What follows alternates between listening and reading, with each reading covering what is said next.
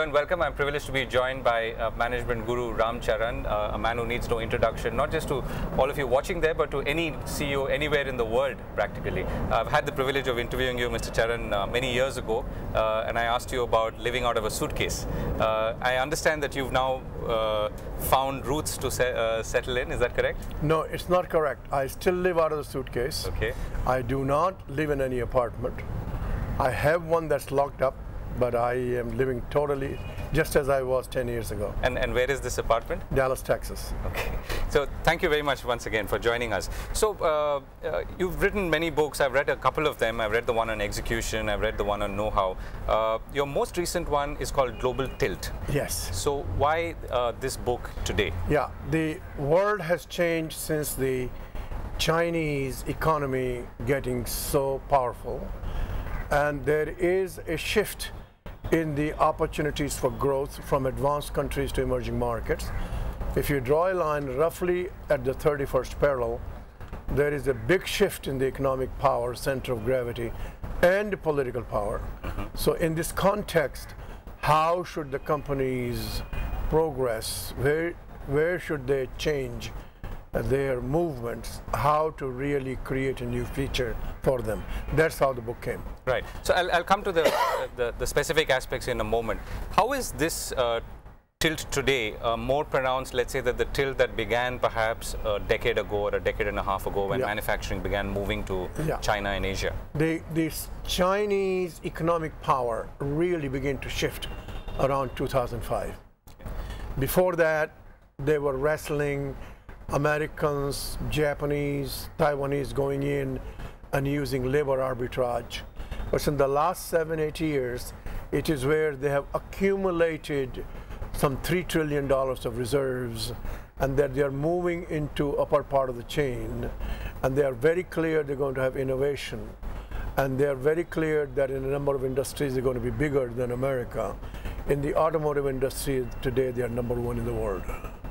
It is this shift that people need to see, how the trade is flowing within the emerging markets, and how Europe is an austerity diet. Japan is probably in a third decade.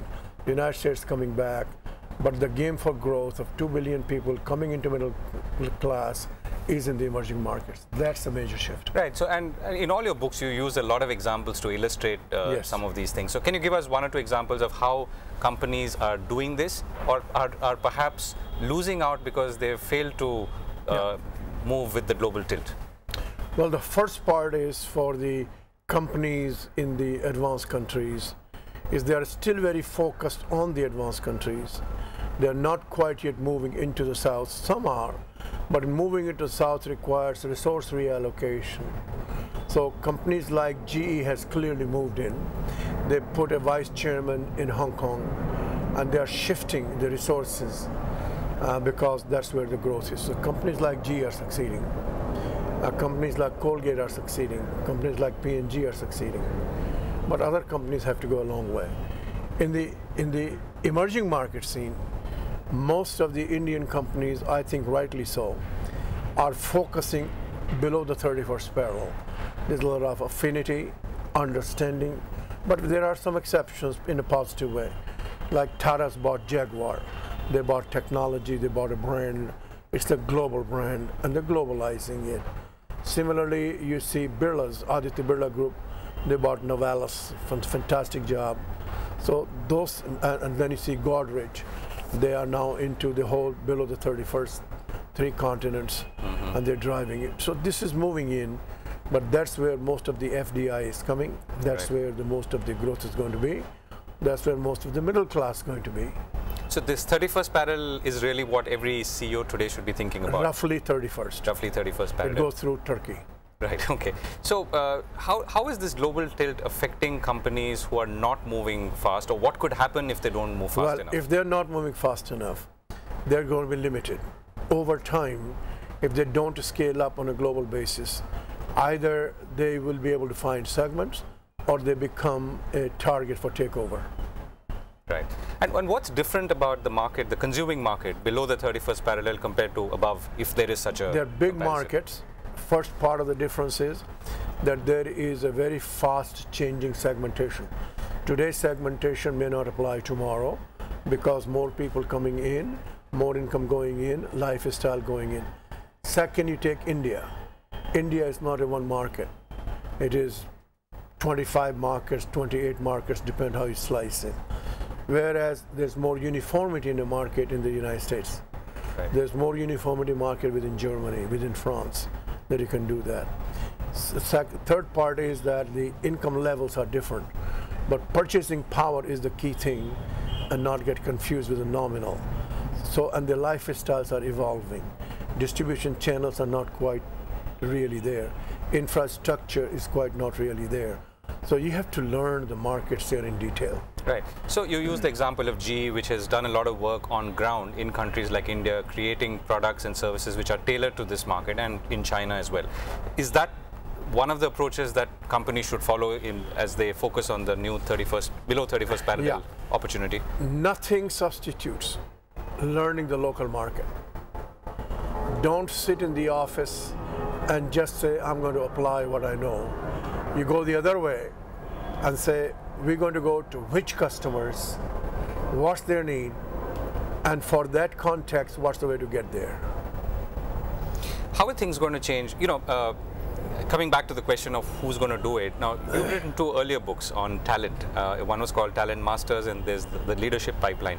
How do you build the talent, or how does talent sort of build itself in order to address this opportunity of a global tilt? Yeah. The first part is that the talent that succeed are very driven. They are a learning part. They're very practical. They continue to broaden themselves, and that kind of a talent looks for opportunities as crucibles in their experience. So the companies have to provide those experiences for them.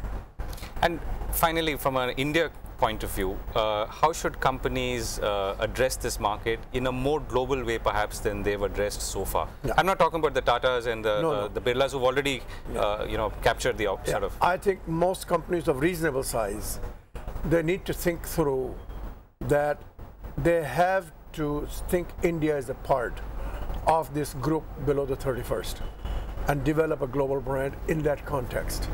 They don't have to go to America, they don't have to go to Europe, they don't have to go to Japan, because we have a lot of affinity of the kinds of civilization we are, so that we learn those, because most of these countries have been resource constrained in terms of talent.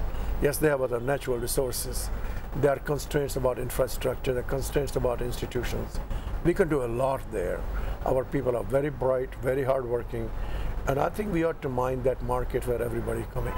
So last question, so what are the mistakes that people could make in going after this market? Like maybe the India example applies as well, and what are the benefits that they could have if they were to get things right? Yeah, the greatest mistake is not to do the homework on the local consumer. That's what they need to do.